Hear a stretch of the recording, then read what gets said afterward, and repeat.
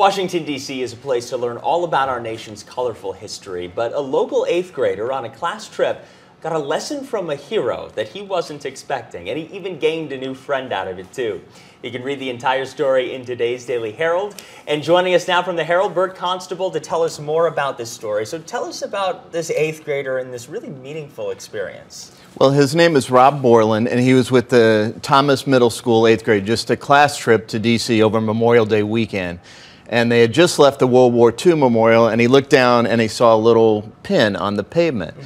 And he picked it up, and he noticed it had a gold star in the middle, and then he started looking at it more, and he realized this belonged to somebody who really would want it back. Yeah, absolutely. So what was the process that he went through to try and get it back? You know, it was a really busy, crowded day, and the park rangers were all busy, and he was going to give it to the tour guide, but she was a former teacher, and she kind of recognized this kid had what it takes to track it down. So she said, why don't you find out who this belongs to? And he found the initials on the back. He went to the Gold Star Mothers website, and that's mothers who have lost a son or daughter in war.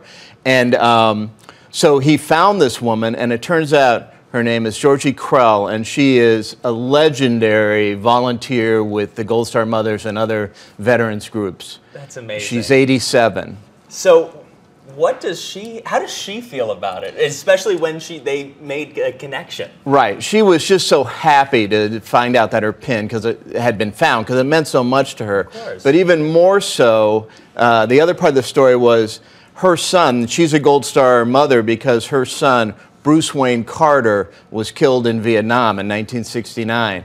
And it was an incredible act of courage. He was a Marine who actually jumped on a live grenade and was killed and saved all the people around him. And so she was just so happy that Rob then, you know, when he was researching this, he looked into her son, found out everything about, you know, her heroic son. And so they have developed this nice little friendship now where she sent him a gift basket with all kinds of things, including things about her son. That's incredible. So how meaningful do you think it is for Rob to go through this whole process and really kind of, not only does it bring history to life, but it's such a learning process for him too, and in an immersive way to really reach out to veterans in that entire community. Right. Well, he's a 14-year-old kid, but he said he plays this World War II game, you know, a computer game. Sure. And so he had this kind of understanding of war and what it meant. But I think the personal connection, you know, meeting this mother who lost her son, you know, I think that's going to stay with him forever. And I mean, he recited the story by heart when I asked him about her son. That's amazing. He knew every detail. Well, we're looking forward to reading it, Bert. Thank you so much for coming in and talking about it. Absolutely. You can read this entire story in today's Daily Herald. So meaningful. It's right online or in the Herald today or online at dailyherald.com.